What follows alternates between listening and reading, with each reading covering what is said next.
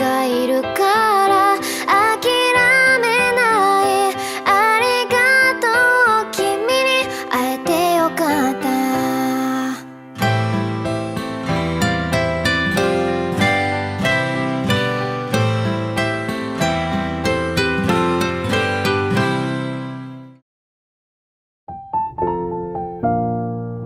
旅程嚟到第3日，終於到今個 trip 嘅重點行程啦，就係去納沙克布啦。今日咧勁好天，超開心。咁咧成個納沙克布嘅過程咧就係需要8至9個鐘嘅，就由呢個納沙去到克布，即係富山縣過到去長野縣。咁咧中間咧就要搭8個交通工具，要去到10個 checkpoint 嘅。咁首先咧第一站咧就係由呢個富山站過去立山站先。咁好多人咧都以為咧要喺富山 JR 度搭車啦，其實唔係，我哋要去富山電鐵站啊，不過都係喺 JR 站隔離嘅咋，好近嘅咋。出發之前俾大家睇一下我今日去納沙克布嘅路線啦。冇錯，去納沙克布咧並唔係去一個地方，而係一條路線，全名係納沙克布阿爾卑斯山脈路線，係連接住富山縣同埋長野縣，全長90公里嘅著名山岳觀光路線，利用各式各樣嘅交通工具帶你到達2500公尺高嘅高原地帶，只有每年4月至11月咧先會開放俾旅客遊覽㗎。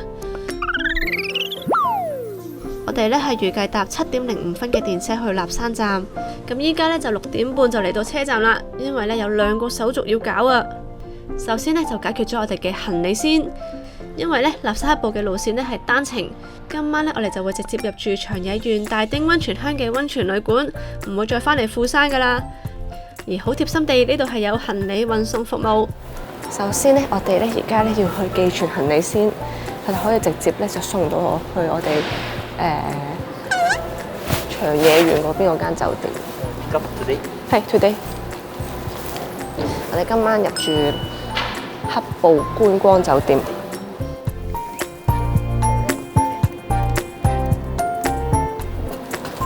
咁就1300一件行李，就可以即日送到，好方便。Thank you。黒部観光ホテルピックアップトゥデイ。係、ありがとうございます。行李寄存就搞掂啦，而家咧就去換埋納沙克布嘅車飛先。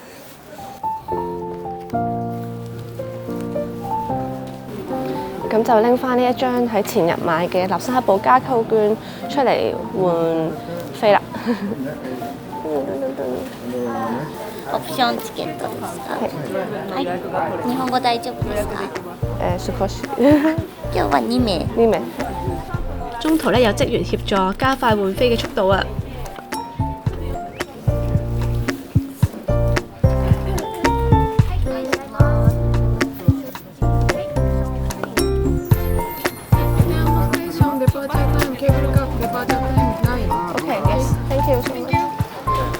搞掂好之後咧，你就會收到呢一張由立山站去線澤站嘅單程車票，連埋張加購票咧就一 set 2張咁幫你夾好咗，而且仲幫你預約好第2程交通立山纜車嘅時間。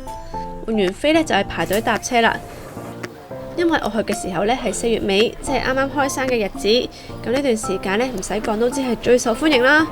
但係咧我已經好醒目咁樣避開咗日本黃金週嘅日子嚟，不過仲係好多人啊！啱啱就換好啲券啦，而家就排隊上車，希望有位坐啦，好多人啦，行得。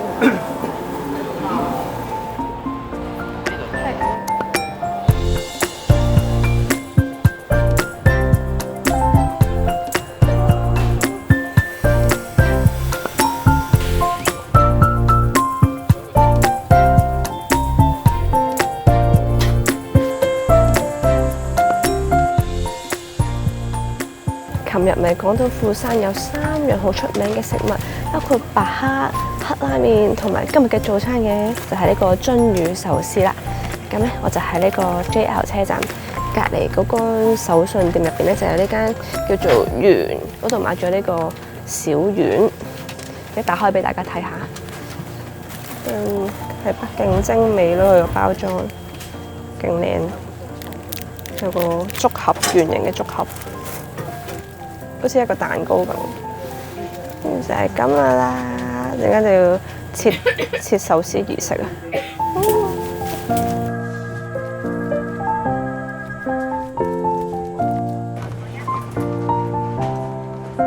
好，切咗第一件壽司披薩出嚟啦，試下先。有少少鹹，但個魚味都好出，個壽司飯都好有味，兩隻加埋咧，但係個感覺就有少少鹹，但總括嚟講都幾好味，但係都幾黐底，好難搣啊！係比我想象中咧係難分拆嘅。呢個係津魚啦，係三文魚嘅一種嚟嘅。佢同你普通食開嘅三文魚壽司咧係有好大嘅分別㗎。呢個係唔識點講。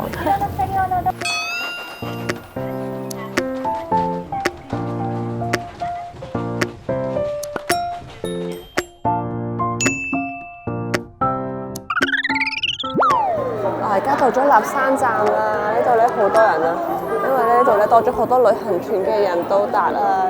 咁咧依家咧我就要等搭纜車啦，啱啱就喺釜山站度就畫咗位要搭9點鐘嘅班次嘅。咁依家咧就係8點5左右啦，咁要等多半個鐘先得。咁點解要等呢個班次咧？因為咧早1、2班車都冇位啊，需要等9點鐘先上得車。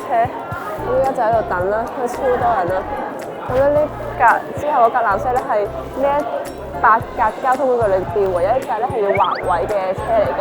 咁之後其他咧都唔需要劃位㗎，全部都先到先得㗎啦。之後嗰啲就咁使一段時間咧，我哋過去啲紀念品店度行下先。哇，唔夠凍咧，可以買衫啊，因為而家開始好凍啦已經。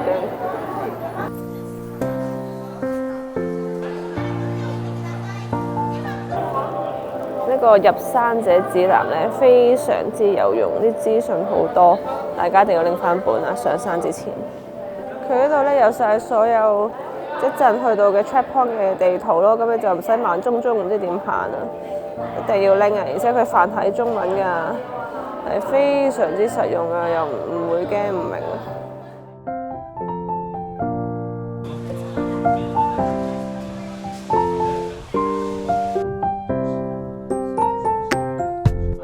拎住呢一張 pass 就係去晒咁多個目的地俾職員得啦。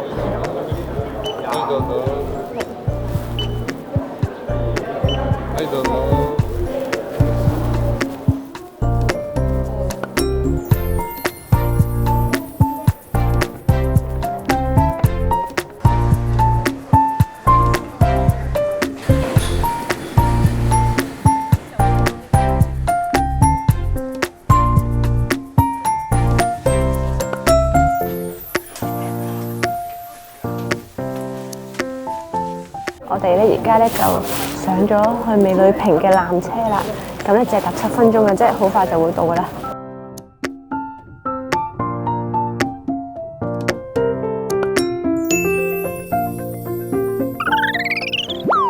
大約9點10分左右咧就嚟到美女坪站，明明咧寫住9點40分咧先有巴士，點知咧唔使等咧就有巴士可以上車啦。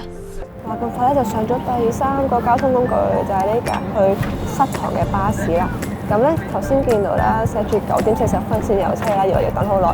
但因為咧而家咧係高峰時期嘅上立山黑堡嘅，因為啱啱開山，所以咧佢嘅巴士班次咧就好頻密嘅，由一班接一班。咁而家咧9點3啫就已經去上車啦。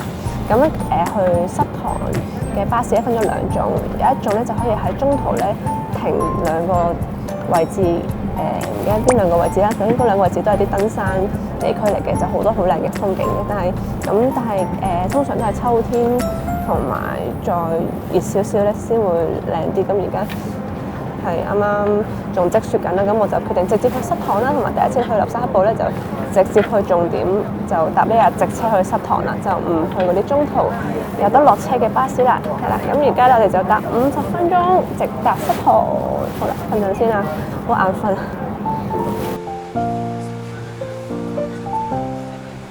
窗外邊嘅風景呢越嚟越靚啦，令好眼瞓嘅我呢都忍唔住係咁拍片。但係其實呢，我真係唔需要咁興奮住，因為一陣落咗車呢，大把有得睇啊！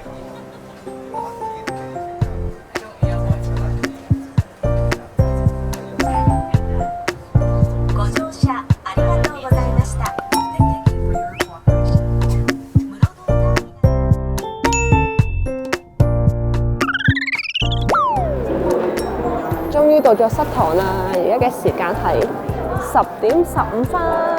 咁呢，我將會喺塞堂度逗留一段好長嘅時間，我諗大約2-3個鐘到啦，因為度好多嘢睇嘅。咁呢一度呢，有嘢食，有手信店，然後仲有好多人添啊！唔講啲廢話啦，你入去啦。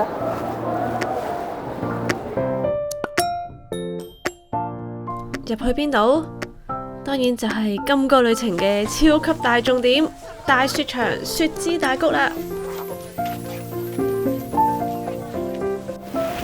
排隊湊下熱鬧先，影下呢個到此一遊嘅雪之大谷嘅版。過來人呢話俾你聽，真係唔使咁心急咁快影呢一啲紀念版，裏邊呢大把呢啲位啊！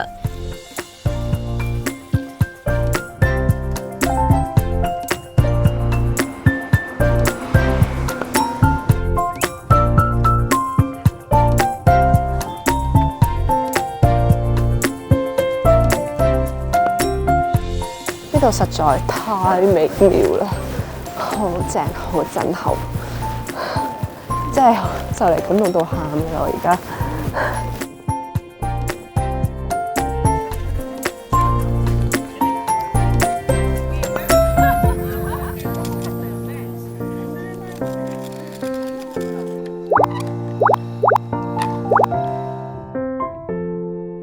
立山呢度咧係世界屈指可數嘅豪雪地區嚟㗎，佢嘅積雪量咧平均有7米高，而最高咧可以高達20米啊，即係成10層樓咁高啊！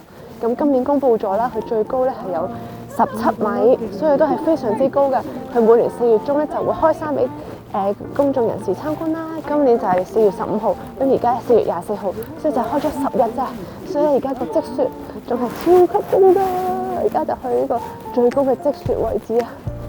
我哋到咗寫住立山最高點嗰個牌啦，嗰度就係最高嘅位置啦。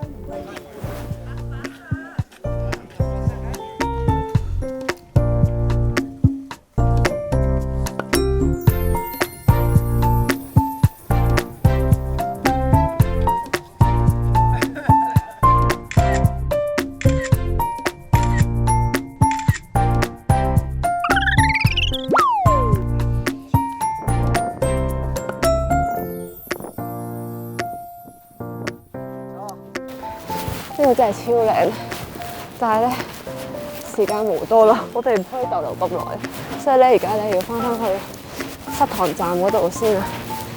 個雪場真係好宏偉啊，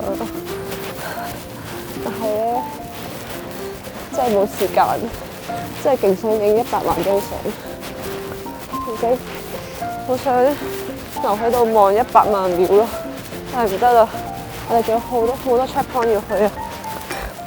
快到呢個位置好難行，喺前邊勁靚，全部都白色㗎，睇下。記住，大雪場雪之大谷嘅開放時間呢係至到15:00 3點㗎咋，唔好太遲嚟啊！好啦，呢集太長啦，下集繼續同大家遊覽立山黑部。